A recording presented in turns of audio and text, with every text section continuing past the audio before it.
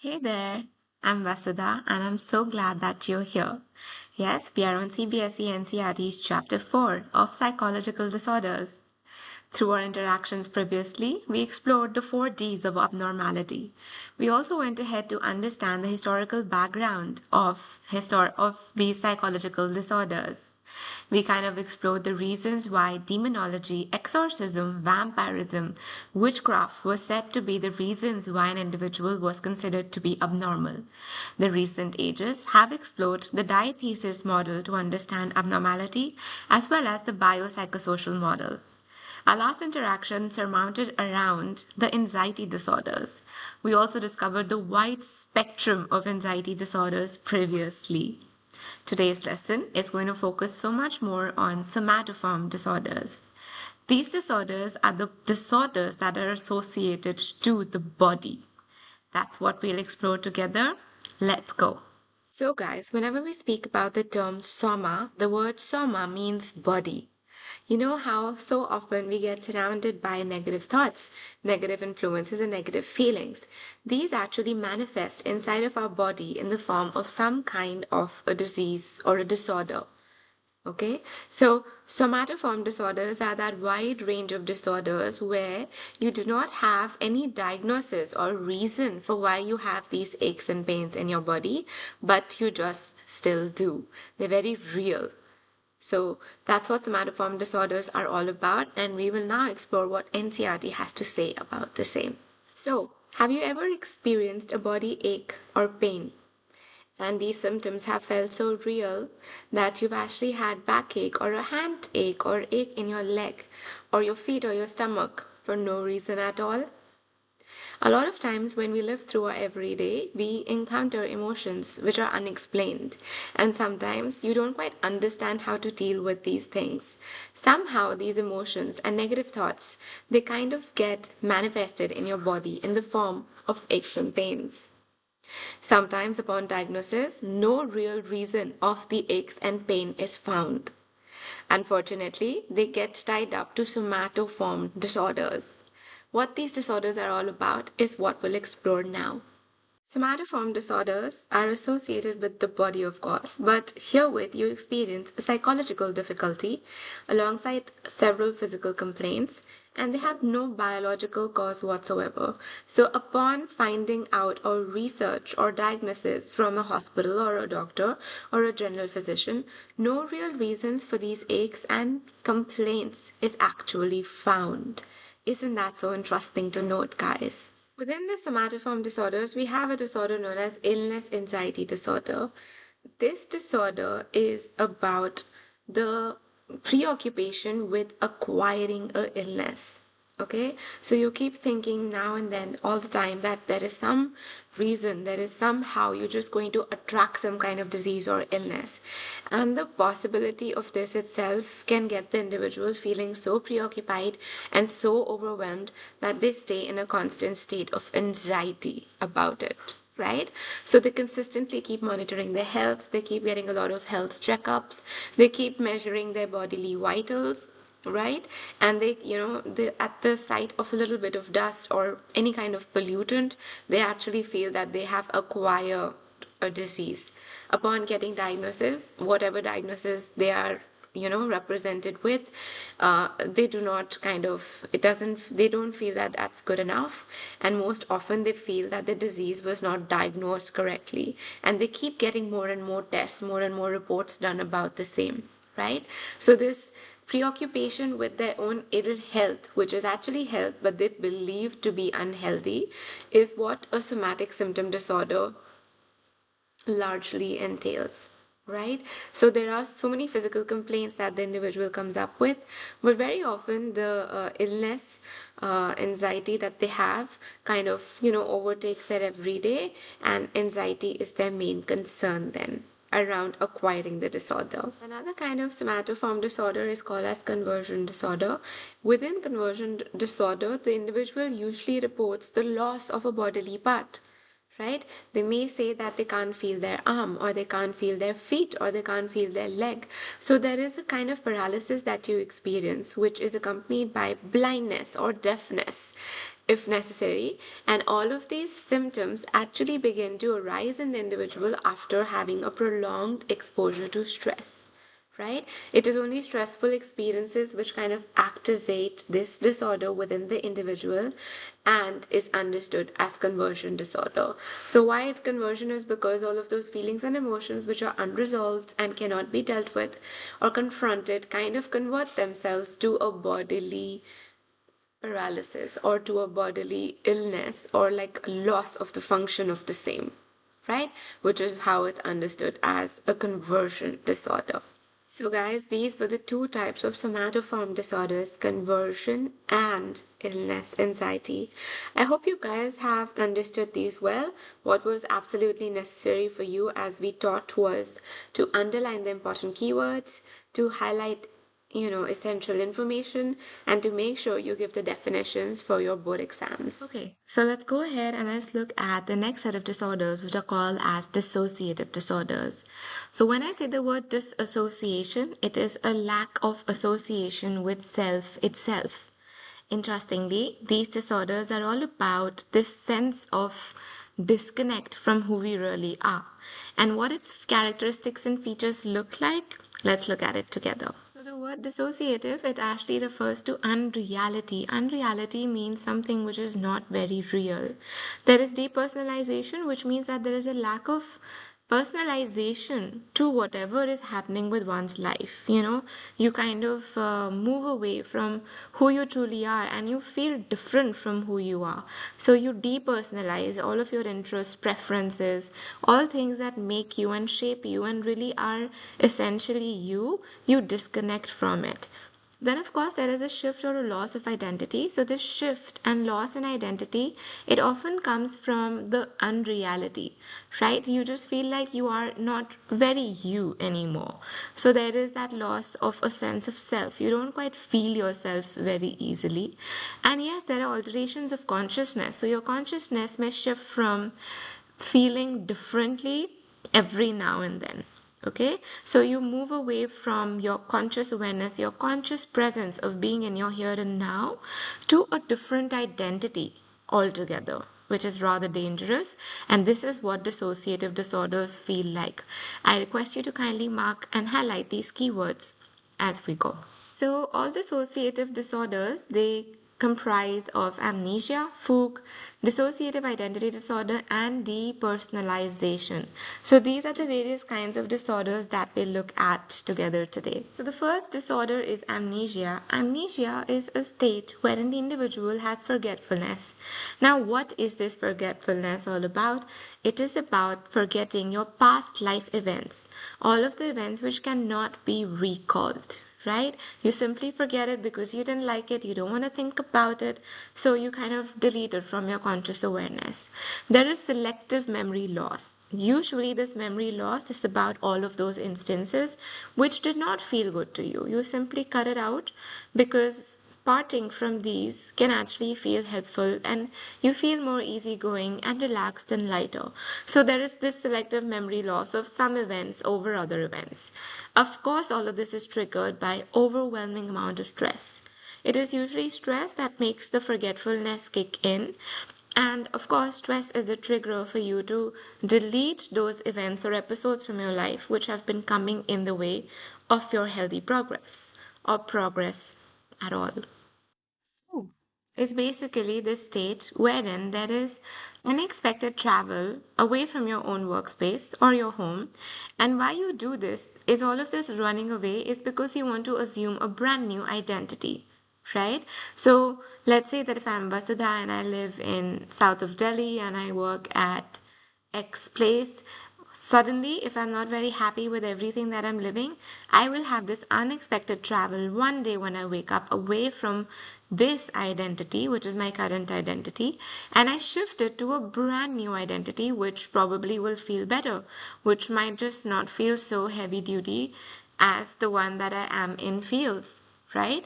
This usually starts out with the inability to recall the previous identity.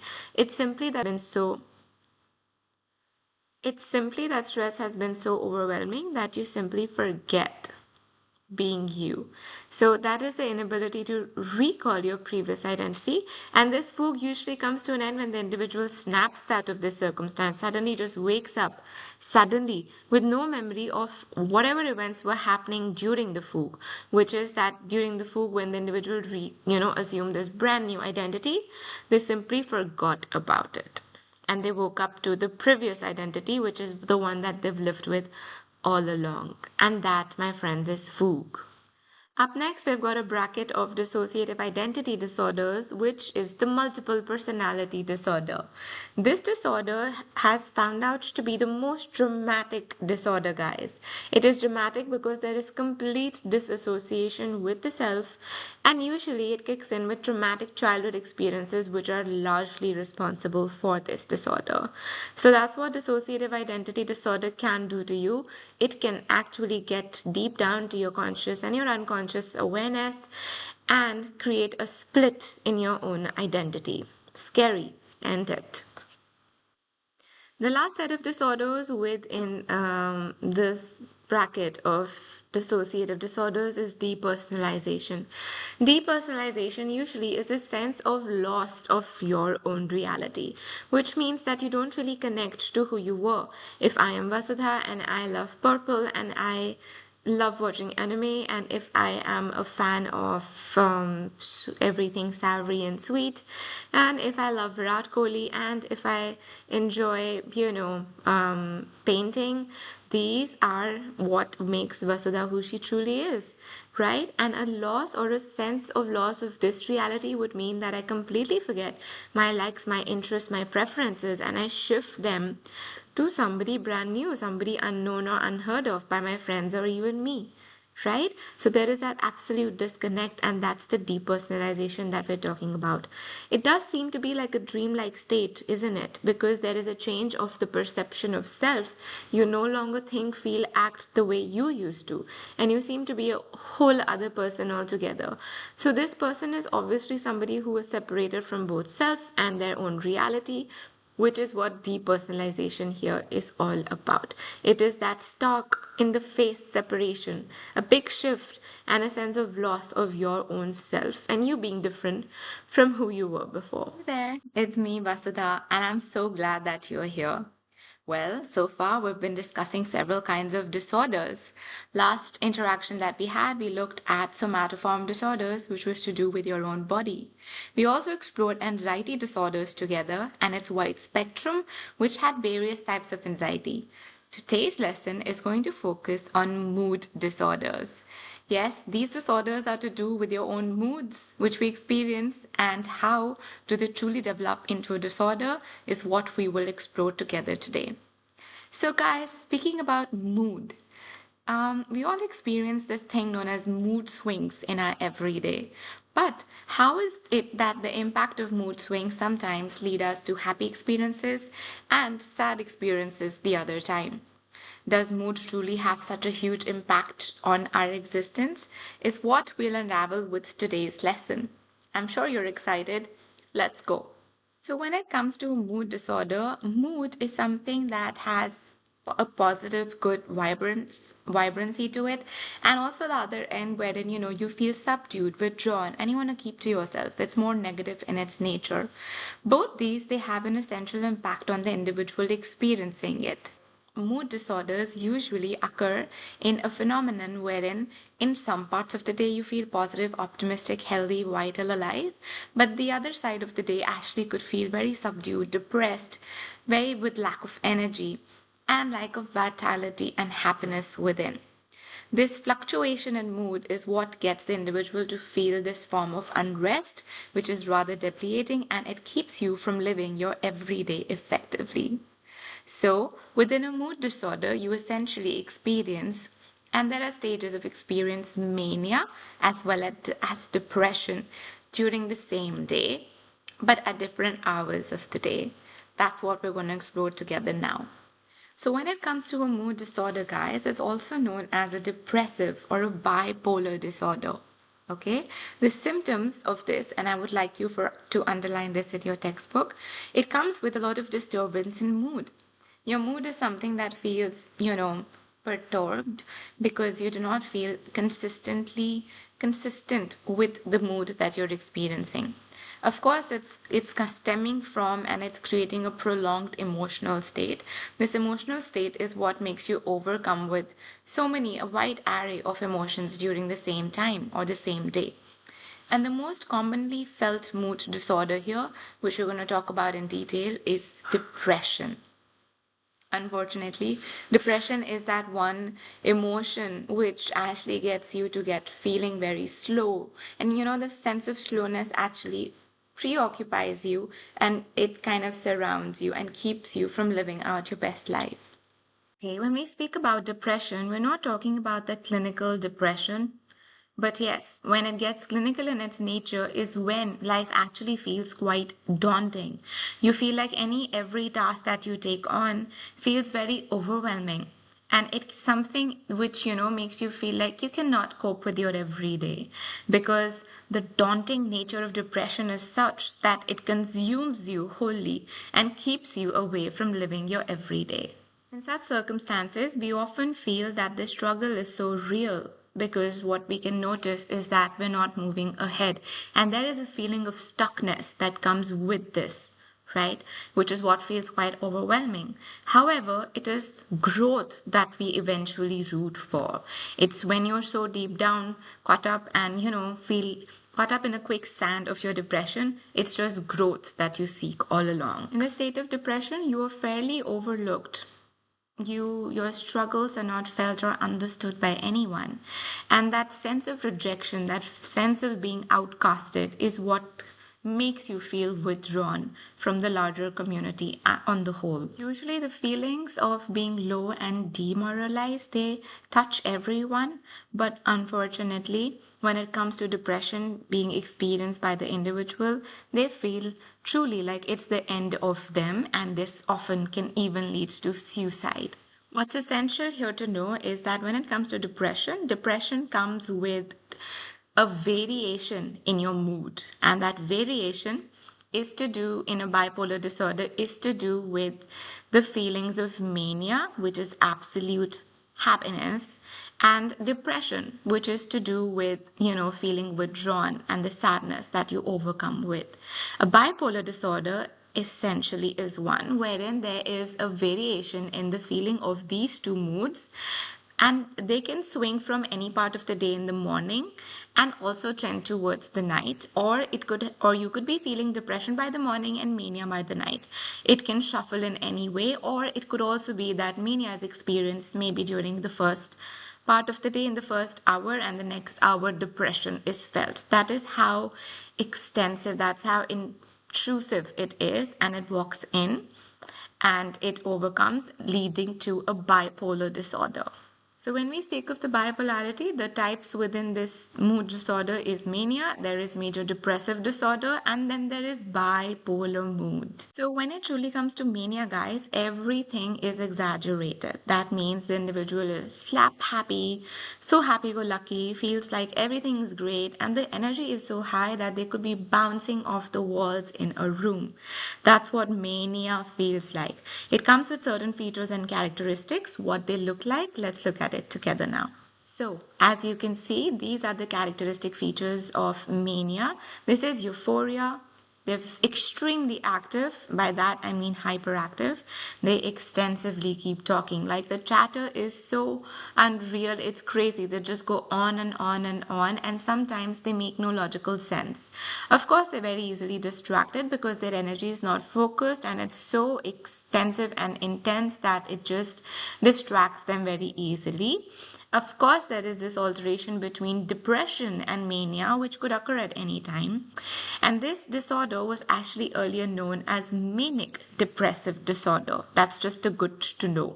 But I hope that you guys have highlighted the keywords and marked up the keywords for mania.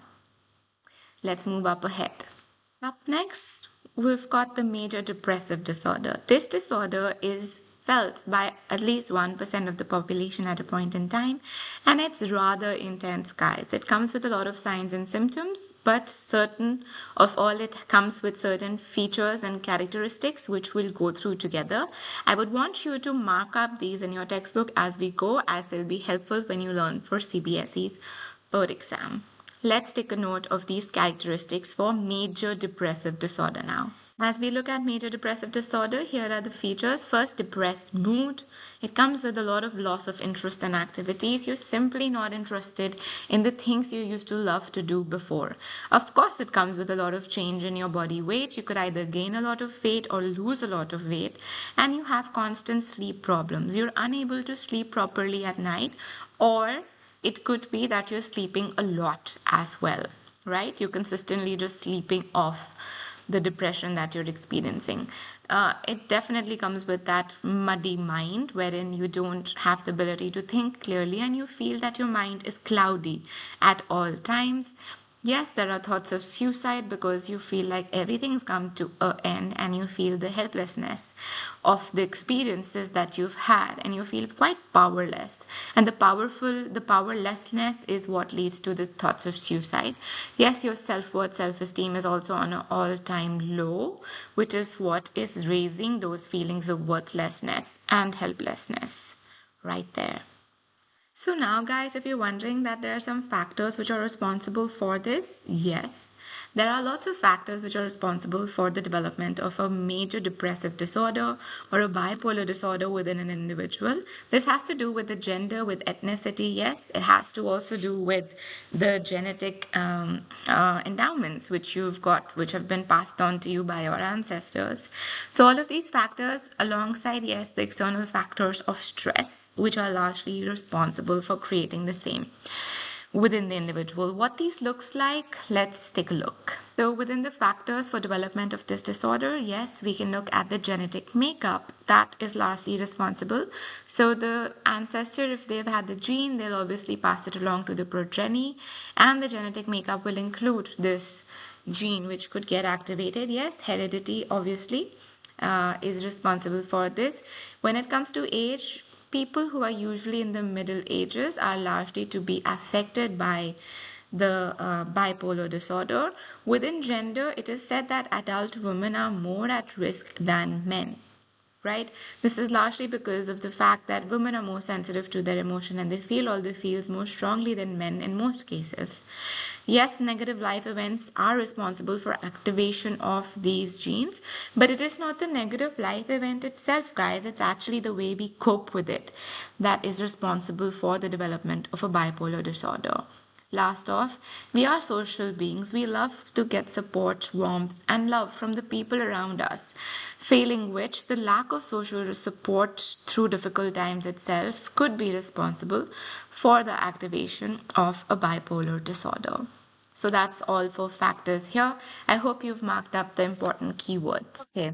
It's also true that there are some factors which are responsible for bipolar mood disorder. This has to do with age, gender, ethnicity, race. Men are more at risk for depression than women. In this case, why that is because men do not fairly express their emotions as freely as women, right? It occurs because of the feelings of hopelessness, helplessness.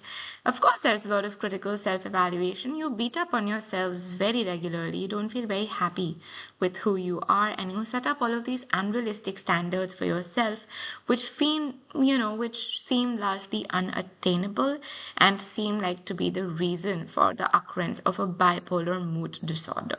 Unfortunately, guys, these feelings can result in the helplessness, the powerlessness. It can all culminate in the individual wanting to raise feelings of suicide. It's not just the feeling of suicide itself, but the desire or even the action component of wanting to get out ahead and indulge in suicide.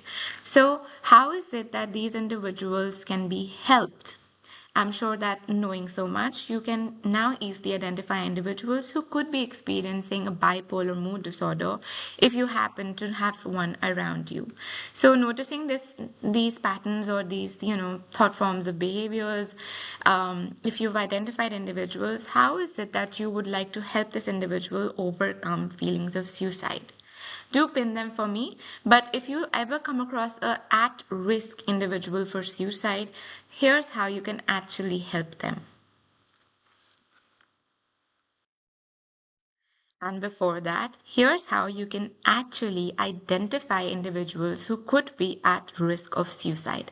Let's take a look at it together now. So, prevention of suicide, these individuals usually will show you a big change in their food and sleep patterns. Like we discussed earlier, these individuals probably will be eating too much or sleeping too much or not eating at all and not sleeping at all. So that's the change you will notice. Of course, there is a lot of social withdrawal. These individuals, they no longer feel very comfortable around people because it's the people probably from whom they've got the supposed harm, or these are the individuals who have outcasted them or misbehaved with them. So there is absolute social withdrawal. You do not want to see people, meet people. You just want to, backlash at them. Yes, there is use of drugs and alcohol. Drug and alcohol abuse very common, unfortunately, and substance is, kind of acquired so that they could numb their feelings and their emotions, which work very temporarily and also have these other side effects which should be watched against. They have marked personality change. They are not the same as they were before. You will notice that they've come to be a different being altogether and they feel very different. You will definitely be feeling different around them. Yes, it comes with a lot of loss of interest in their pleasurable activities. So things that they would love to do earlier, they kind of withdraw from it entirely and they do not show any interest in those activities which they loved before. So these are some of the noticeable things of at-risk individuals for suicide and even depression. So sure that you guys are now equipped to help individuals, identify individuals, and also guide them to the right person for help, knowing more about mood disorders. That's the download from me today. I hope you guys have enjoyed this thoroughly. I'm going to meet you in the next lesson where we're going to talk about the mother of all disorders, which is called as schizophrenia. Wait around for that. Meanwhile, if there are any questions from today's understanding, please pin them in the comments for me and I'll make sure to get back to you with help. Thank you for your focus and goodbye.